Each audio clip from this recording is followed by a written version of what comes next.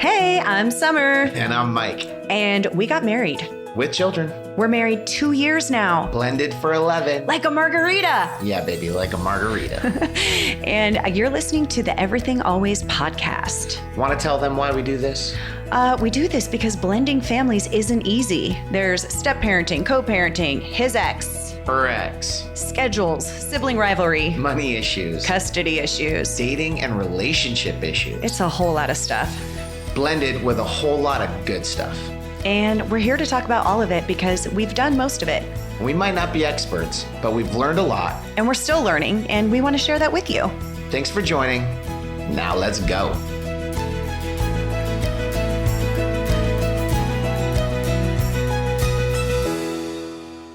Hey guys, it's Summer here, and today is another podcast with just yours truly. And the reason why I'm doing this podcast is because I found this blog and I thought it was so spot on. I thought it was so great. And I thought to myself, I'd want to hear somebody talking about these things. So I'm not sure if this is something that is typically done on podcasts where they reference another article or blog or just read some actual material from somebody else and then have a conversation about it. But that's what I'm doing. Call it like almost like a book club, but it's with a blog. There is somebody on Instagram and on the internet. It's called scarymommy.com. I think there might be several different authors on here, but they talk about like all kinds of things related to being a mom. And yeah, it can be scary sometimes. I think any of you who are mothers can attest to that. So there was this article. I've read it a while ago, and then I thought about it again, and I thought, I want to talk about these topics, but I don't want to steal anybody else's material. Instead, I want to share the material and then give my thoughts on it. So it was so spot on. And so I'm going to share it with you. And the post is called 10 Things Nobody Tells You About Having a Blended Family. And so I want to read you the post. And then I want to go back and talk about these things. And I'm not going to try to take up too much time, but it was just so interesting and so raw. Some of the things are raw and some of the things are very real. So I'm either going to talk about my experience or, other blended family mamas and parents that I know have definitely struggled with these things. So 10 things nobody tells you about having a blended family. This is posted on scarymommy.com, and the author of this is Lindsey Mattingly. The learning curve is steep when you merge two families together. If marriage has a blind spot, remarriage with offspring on one or both sides is like driving straight into the sun. Here's what nobody tells you about having a blended family. Number 1, you will have a much more difficult time putting your marriage first. Heidi Klum and Seal were often quoted saying their partnership came before parenting their 4 children because it was best to have 2 solid, committed parents. With their divorce recently finalized, we all see how that worked out. If you are part of the blended family, chances are you've already spent time as a single parent where your children came first. Switching up the order is tough and causes hurt feelings. Don't get me wrong, the order is going to switch practically every minute, and if one of those minutes collides with your partner in the same spot, literally and physically, well, then that's just magic. Number 2, you are more set in your ways than you realize. All it takes is a kid or 2 or 3 and a spouse to show you just how much you prefer your way, because chances are that you have been the head of household adult making the decisions for a while. Number 3, you will have a hard time not comparing this life to the life you had before, because this life was chosen so carefully. Because no matter how you went into your past marriage, this marriage you went into with your eyes wide open. But having a comparison will often prove to you what a smart choice you made. 4, you will be jealous of the ex. Even if she is the craziest woman on the planet, and the thought that he would have chosen both her and you in the same lifetime makes you question everything that got you here in the first place, the fact that their DNA has blended and formed little humans is a connection that surpasses every level of certifiable crazy. 5, you will love his children. You will even love them well. Maybe right away, maybe it will take years, but you will. You will hold them to the same expectations as you hold your own children. Your heart will break and soar when theirs does. Their accomplishments will provide pride. Their setbacks will break your heart. They will be the closest thing ever to your own children. Maybe you will experience a love extremely close to that of the love for your own children. Or maybe it will always just be a bit shy. Either way, you will love them as you need to, as they need it. Number 6. You will never be comfortable with even the slightest negative comment about your kids, even if it comes from the man you have promised to love no matter what. It may as well be written in the vows, through sickness and health till death, or you saying something mean about my kids, do we part. I am allowed to complain about my kids being bratty or needy or driving me crazy, but you, love of my life, must find them to be wonderful every moment. And if you don't, best keep it to yourself forever and ever. Number 7, you forgive easier. Because you have to. There's a whole slew of people requiring your forgiveness on a daily basis. People who haven't known you long and want to take your patience out for a test drive. And there will be a lot more things that require forgiveness. My 14-year-old stepdaughter loves my taste in expensive hairspray, jeans, and shoes, but lacks the desire to ask me each time if one of these is required in her life. So I forgive. It's much easier. 8. You will be disappointed that there isn't the big fuss.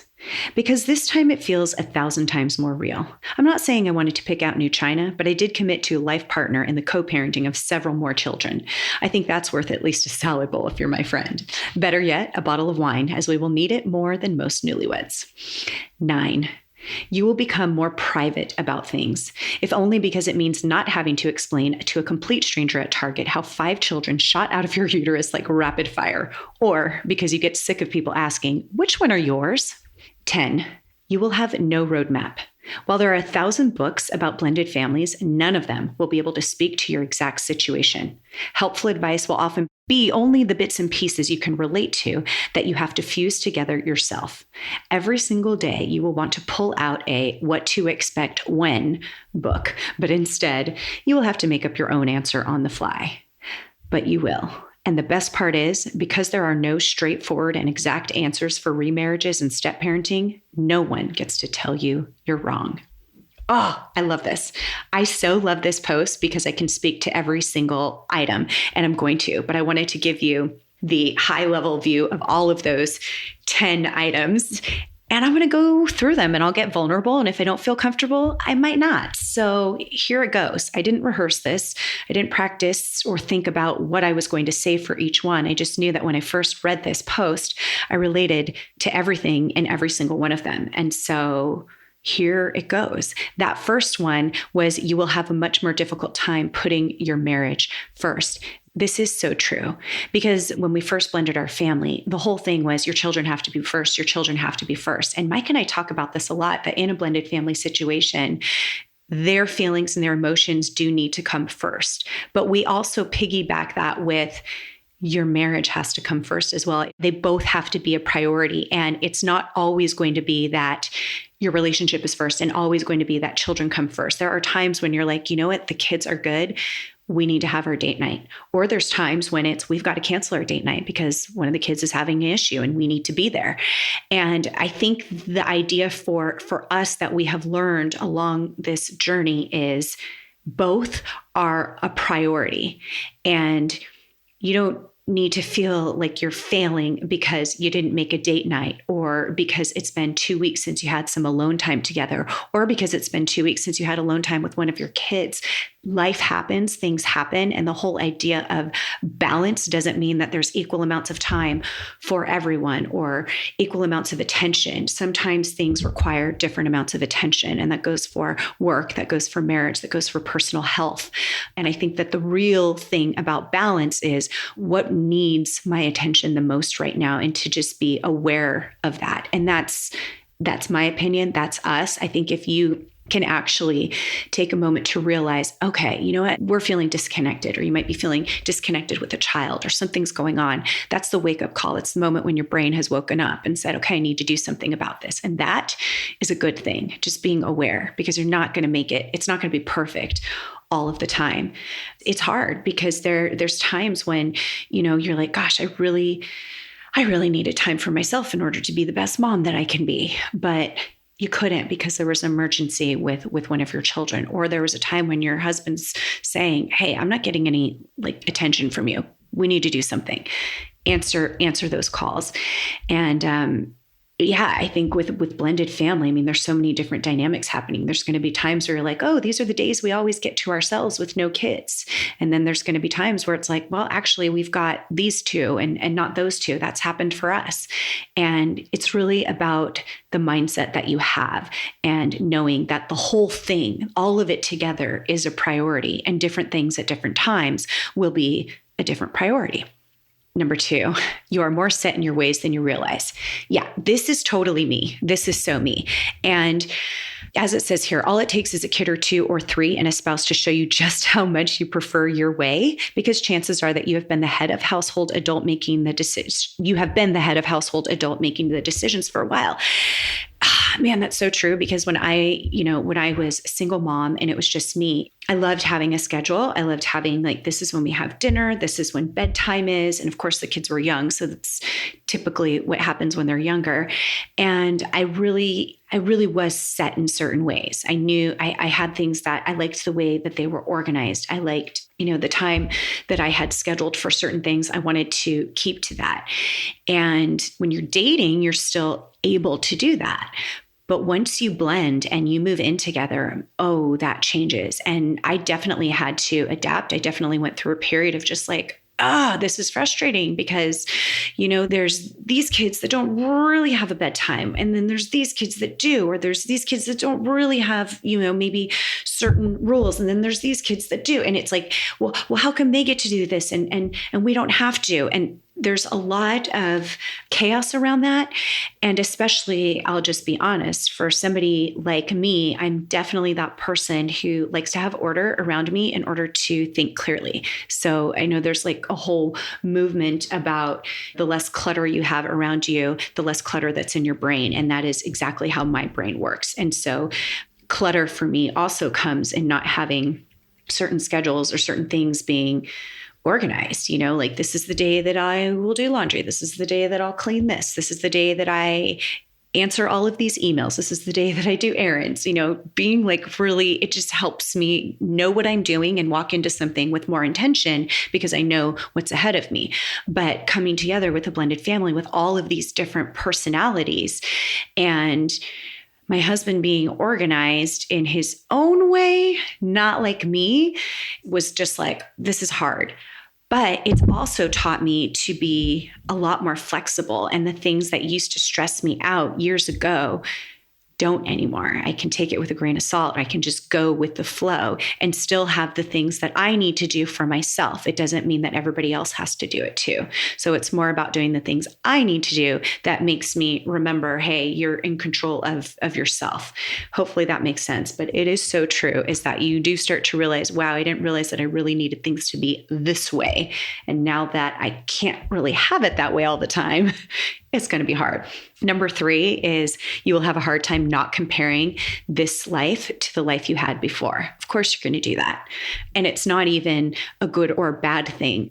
For me, this is an obvious thing, but I love my life so much right now. And I realized all of, the things that I wasn't or didn't stand up for before as I've matured and being in a blended family and having this new relationship and being with somebody who brings out different things in me that I never knew I had has been just an incredible experience. So I probably do compare. Maybe, I don't know if comparing is the best word, but I guess it is. It's going, okay, here's what that was like, and here's what this was like. And like it said in this little paragraph, is having a comparison will often prove to you what a smart choice you made. And I absolutely feel that way. And I feel that way for all of our children too. I think of the things that they're experiencing and the relationships that they're experiencing and the love that they're receiving because of these choices. And I'm super, super grateful for that. Hey, thank you so much for listening to our podcast. Yes, we appreciate you so much. And we hope you know that we support you in whatever stage you're at. We took a leap here, sharing our mistakes and wins with you. Yeah, we're getting pretty vulnerable here, but we know that we've learned from those who have been brave enough to share with us, and we want to do that with you.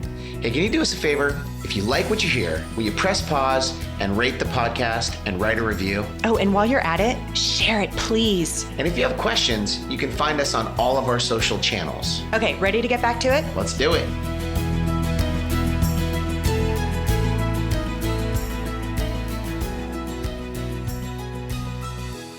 Number 4, you will be jealous of the ex. And then it goes on to say, even if she is the craziest woman on the planet, and the thought that he would have chosen both her and you in the same lifetime makes you question everything that got you here in the first place. The fact that their DNA has blended and formed little humans is a connection that surpasses every level of certifiable crazy. So this is probably something, if you know somebody who's been divorced, you either hear negativity. I mean, you two have broken up and there's a reason for that. And most often, sometimes it can be a friendly breakup and there's a lot of, respectful things being said. And then sometimes there's many problems that can go on for years afterwards. And so many, a difference of opinion, difference of parenting style, emotional feelings of rejection, feelings of loss, feelings of my family is broken. I mean, there's so many different emotions that come up. And it's very natural to question, wow, if you were with that person, how did you choose that person and then choose me? Because you often feel very different. And I know that, men have said this, women have said this on both sides. What were you doing with that guy? What were you doing with that woman? How did this happen? And you hear that a lot. This is such a natural feeling. And it's one that leads into some of the things that Mike and I talk about a lot in this podcast, which is let's stay away from that bad mouthing, especially in front of your children. Let's try to keep things as cool and as calm as we can, because the truth of the matter is that there probably was once love between those two other people, and those new children that you are loving now came from that, whatever that connection was. It may not be the same connection, probably isn't the same connection that you have currently with your partner, but it was there, and something special happened between those two people. And if you can actually honor that and then put it aside and not let your mind go crazy about, oh, I can't believe that they were together, or how could he have liked her, or how could she have liked him and loved him and this and that. All of that does is just make your mind go crazy for zero reason. It's just kind of living in the past instead of realizing and being thankful. My cousin actually says this so well, and I love it because she's part of a blended family. She's a stepmom. They call her mom. She's a stepmom, and she's also got a child with her husband, and she'll always say thank you to her husband's ex-wife because of what they had is helped him become the man that he is and helped do relationship better with her and essentially brought them together, because them not being together now allowed him to be available for her. And they've had this beautiful relationship and marriage for such a very long time. And I can't even think, I don't know, is it like 20 years or more.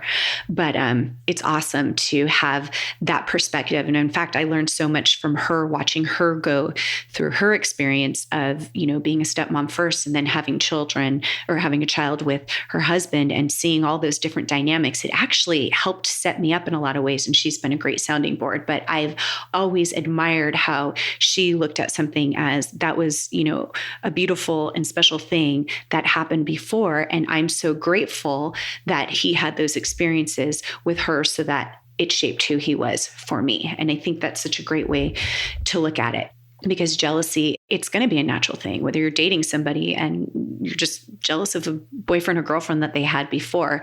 You love somebody so much and you want to be the only one for them and you want them to be the only one for you. So it's natural to have those feelings.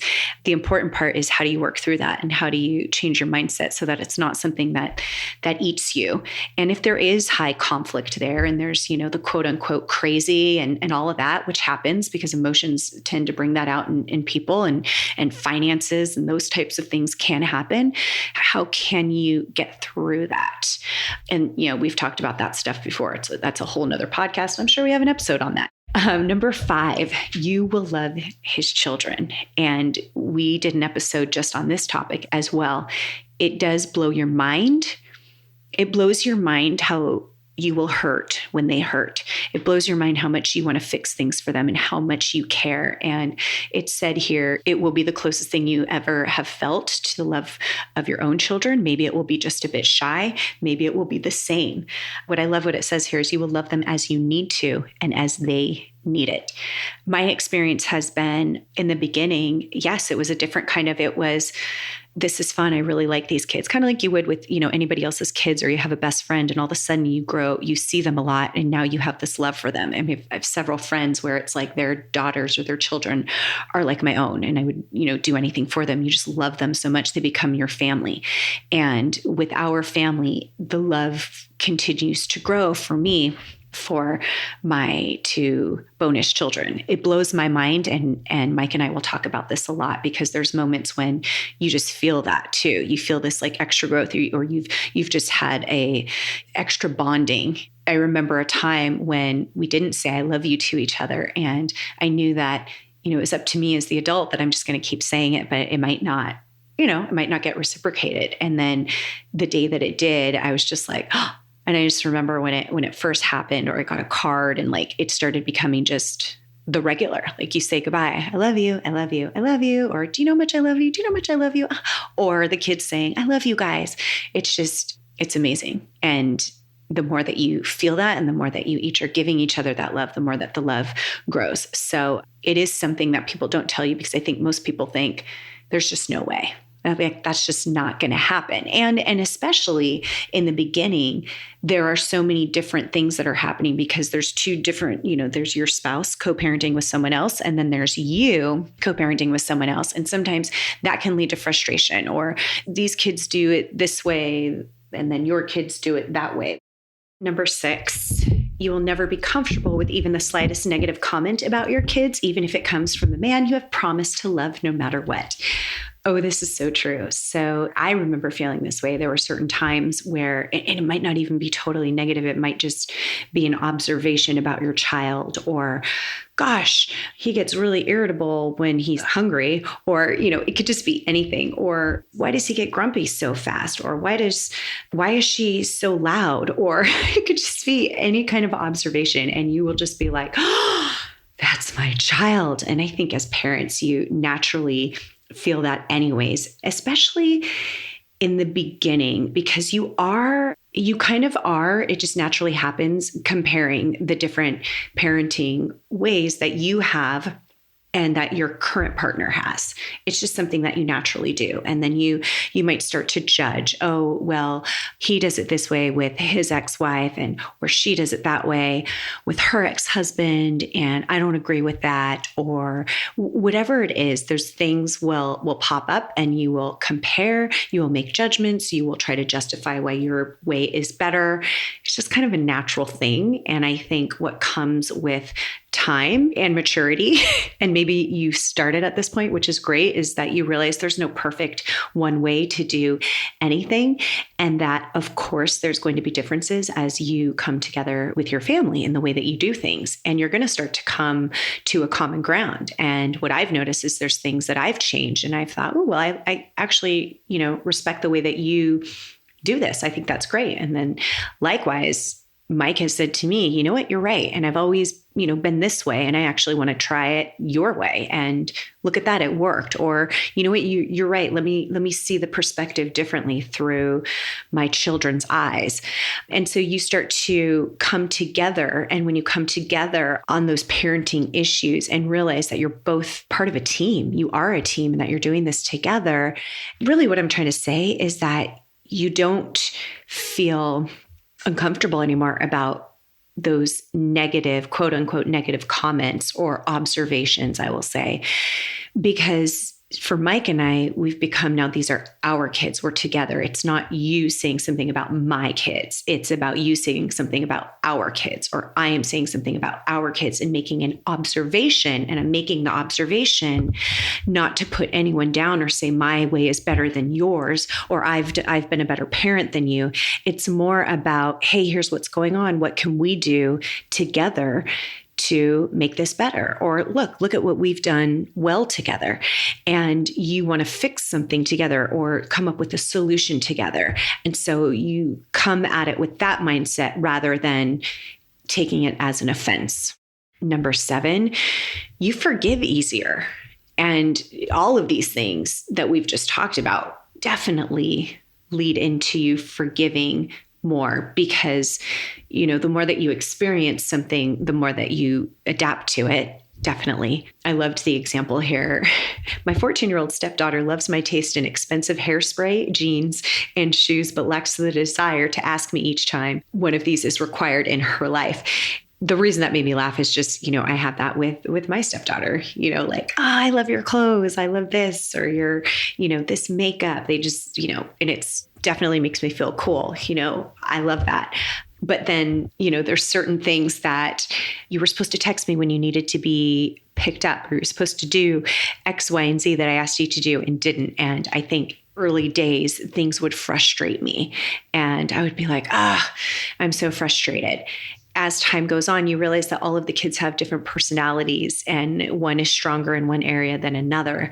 And where they are weak, you start to see them actually help and support each other. Of course, this took a lot of time, but what it has allowed is it definitely has allowed for more forgiveness. And I think what allows for more forgiveness is time, because so many things evolve and get better with time. Things that felt unsurmountable, things that felt way too challenging to ever be okay, can not all of a sudden, you might just all of a sudden notice it, but with time and with maturity and with forgiveness, you realize, hey, it is okay, which allows you to remember that when something hard happens again, or something doesn't go the way that you wanted to, or somebody's been disappointed, you know that you can forgive because you know that it's temporary. And there's that whole, will this be important a year from now? It's not that things aren't important. It's just, will it feel so stifling? Will it feel so dramatic? And it probably won't. And so it's easier for you to forgive, and it's easier to have those situations and not get all worked up about it. So it's true. I mean, it absolutely is true. You forgive easier, and there's so many different reasons why that happens. We actually did a podcast episode on forgiveness, different, not necessarily talking about with the kids, but with ex-spouses. So I would agree with that. Number 8, you will be disappointed that there isn't the big fuss. So I can see this for other families. Here's what I would say to this. I can see that when there is a marriage happening within a year or 2, maybe 3 years of just coming together, I can definitely see how there might not be as big of a fuss, because for some people it might be like, gosh, I didn't even know you got divorced.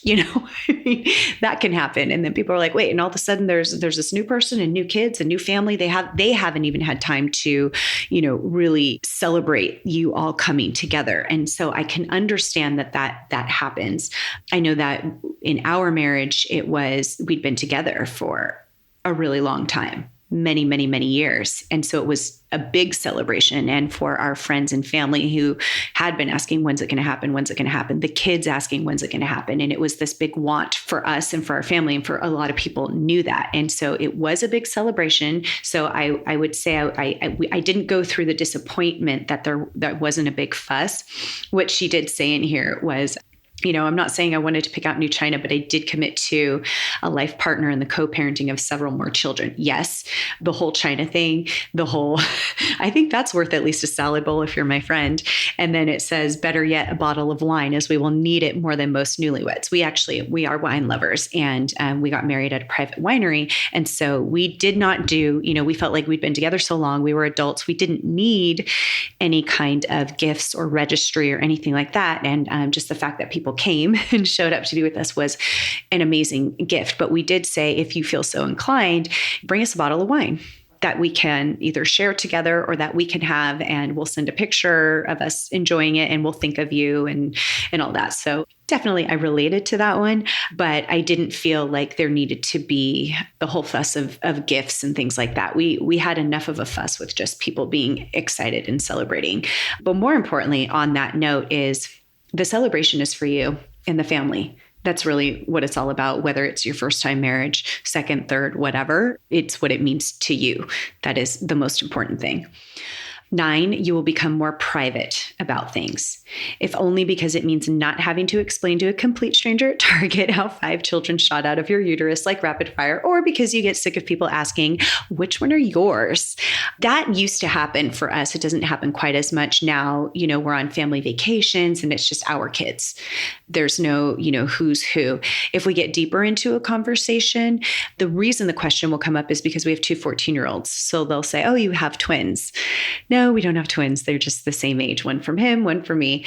I understand the whole you become more private about things. You don't have to explain your story every time. I think in the beginning you get divorced. Why'd you get divorced? What happened here? What happened there? You get to that conversation maybe later on with close friends or people that are really curious, but it's not something that's necessary. And you are a little bit more private. You don't need to talk about every single thing. You just are a family, and that's that. The details don't necessarily need to be explained.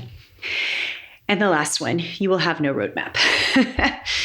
Yeah, we talk about this all the time. Helpful advice will only be the bits and pieces you can relate to that you have to fuse together yourself. People ask us for advice for different situations, and sometimes we don't know because we're not in the same blended family situation. But the thing is that you start to come up with what's right for your situation.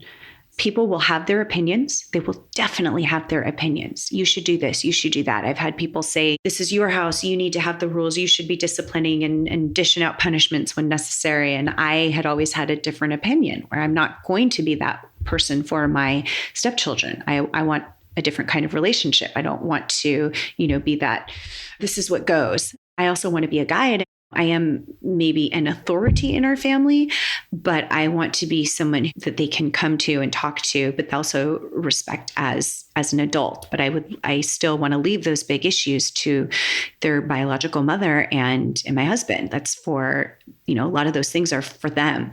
And I don't want to step on toes when it comes to that. So opinions will come out, and it would be great if there was a certain roadmap, if, where you can just kind of go, if this, then that. If you have this age of a stepdaughter and that age of this, then this is the right thing to do, or that. It's just not like that.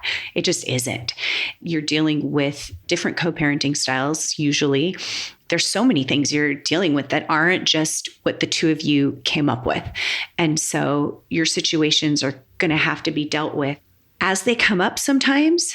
And it's not to say that you shouldn't have still some core boundaries. We love our boundaries, and those should always be in place. But if there are certain things that come up that you believe is right for your family, but your friend who's never been divorced, never been part of a blended family tells you should do it another way, don't bank on that advice. You've had more experience, so trust yourself.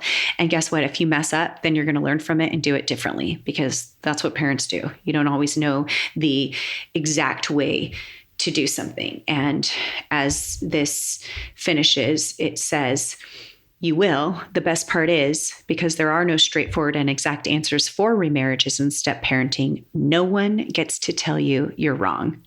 And then she says at the end, at least that's what I tell my family. Well, that's all. I had to share that. I related to those so much. I'm sure many of you listening in a blended family relate to it as well. If you have anything you'd like to add to that, please reach out to us on social media. I'm Summer Felix Mulder on Instagram. You can also email right now. The email is info@summerfelix.com. We're going to be changing all of that up as we get our Facebook page ready for the Everything Always podcast and the Everything Always family, all that good stuff. I really appreciate you guys listening, and don't forget to share, write a review, tell your friends all about it, and subscribe to the podcast. Thanks, guys. Thank you so much for listening to our podcast. Our goal is to bring you all kinds of value that will help you navigate these challenging waters of blending a family. Reach out to us if there's something specific you want to hear. And don't forget to like, rate, and subscribe to the podcast. And if you really like it, share with someone you love. Ooh, and be bold enough to share it with someone you don't.